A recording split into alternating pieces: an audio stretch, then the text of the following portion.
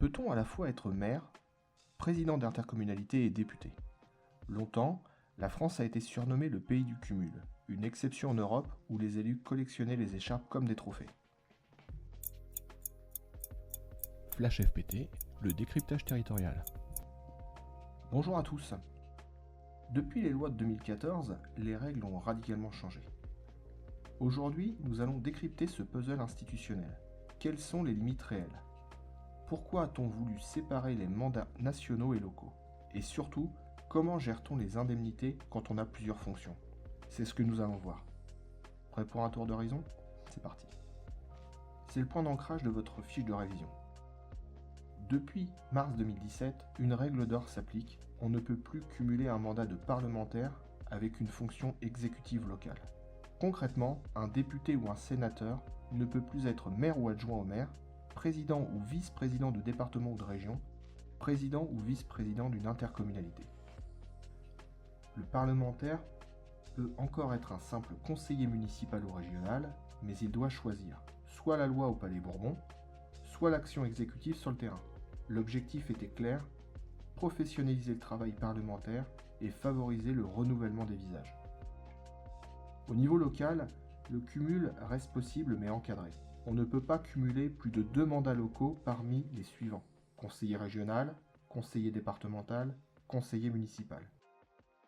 Mais attention à la nuance pour les catégories A et B. Les fonctions de président d'exécutif, maire, président de département, président de région, sont strictement incompatibles entre elles. On ne peut pas diriger 2 collectivités de niveaux différents. En revanche, un maire peut être tout à fait président de son intercommunalité. C'est même le modèle le plus fréquent en France, car l'EPCI est perçu comme le prolongement de la commune.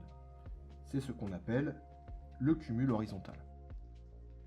Qui dit plusieurs mandats dit plusieurs indemnités. Mais rassurez-vous, le législateur a prévu un garde-fou, l'écrêtement. Un élu ne peut pas percevoir un montant total d'indemnité supérieur à 1,5 fois l'indemnité parlementaire de base, soit environ 8 400 € bruts par mois en 2024-2025. Si le total dépasse ce plafond, la part excédentaire n'est pas versée à l'élu.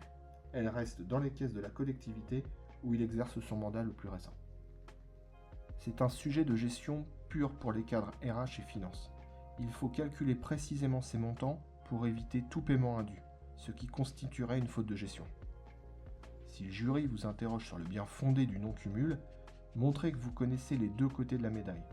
Les partisans du non-cumul mettent en avant la disponibilité de l'élu, la lutte contre les baronnies locales et le renouvellement démocratique.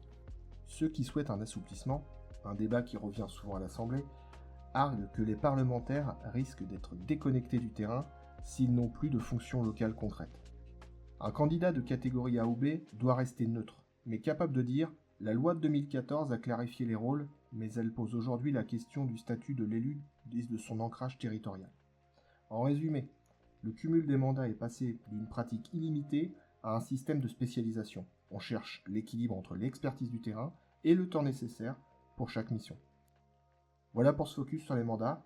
Réussissons ensemble, un abonnement et 5 étoiles aident d'autres candidats à nous trouver. Merci de nous avoir suivis, bonne révision à tous et au prochain épisode.